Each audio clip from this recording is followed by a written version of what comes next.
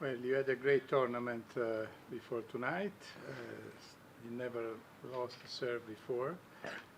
How does it feel to play with Djokovic and again for the 10th time to lose to him? Yeah, it's tough, but overall, a lot of positive things for me this week. I think that's where my focus is at. Today was a tough match, and I knew it was going to be tough. I knew I was going to have to do things well, and the conditions were tough. It was one of the first time I think really that I've played here. Well, definitely this tournament when it's this cold in the evening, so it made it a little bit slower, and I knew that was going to be a challenge. But I just tried to make the best of it, and he was just too good. Milos, what needed to happen tonight that didn't happen against him? I think I came in with sort of the wrong game plan. I think I needed to mix up speeds a little bit more. I think I was trying to play through him a little bit too much at the beginning. And then, him and all the other top guys as well. Once they sort of can get into a groove and get their balance behind them, things get more difficult. And he was in a lot of my service games. I was sort of holding on. But eventually at one point he found an opening. But I think I need to execute a little bit better, maybe go in with a different approach. They showed a graphic at one point that showed that he was about 1.5 meters closer in to return your serve than any of your opponents so far this week. Do you feel that on the return? You feel it because not because it comes back necessarily quicker, but the fact is that he gets his racket on a lot of returns, and that's the part. He just makes you play more and more. Obviously, on the second serve return, he does have a much better return than most of the rest of the tour. But on the first serve, you feel it because he just gets his hand on it, and even if it's just a sort of crappy ball in the middle of the court, you still have to hit another one, and he can defend really well. So that sort of just weighs on you over time.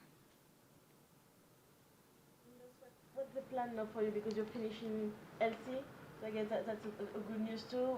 Are you going to mix up the schedule to have more rest time or this year? Well, right now, the plan is to go to New York, play there, and to play Delray Beach. That's what's sort of the schedule for now, and then see where I'm at, and have to figure out what I'm going to do of that week following that, if Acapulco is a possibility or not. But Indian Wells, Miami, and then I have to see where I am, and I'll see what I'm going to do in terms of clay. A little bit, having had your injury and stuff and coming back, how that being kind of kind to yourself during that process and kind of being realistic. Yeah, you try to do different things, and you try to find solutions, and you try to find a way to stay healthy and to be able to consistently play. Sometimes things work, sometimes they don't. Sometimes they work a little bit longer than others, but you can't really know until you go through it. And I've been training a different way, and hopefully that gives me the freedom to play, and I can be playing week after week, finishing tournaments healthy, and then not thinking about much more than getting to the next one and preparing as best as I can for it. You see the match of Federer today, and if you have, what were you thinking? Because many people would have retired when he was limping. He had problems to his abductors, and instead stayed there and kept fighting. Is it something that sometimes it happened to you too, that you don't want to retire until the last minute, or? Yeah, I think it happens. I think everybody has a different approach on it. I think the one important thing is that it's something that you can't make much worse, because I don't think anybody's naive enough that they're going to play through something, and then instead of missing, if they are hurt, 2 weeks or 3 weeks, that they're going to risk missing 8 months. I think you have to have a little bit of an understanding. I've played here when I was in the semis against Andy.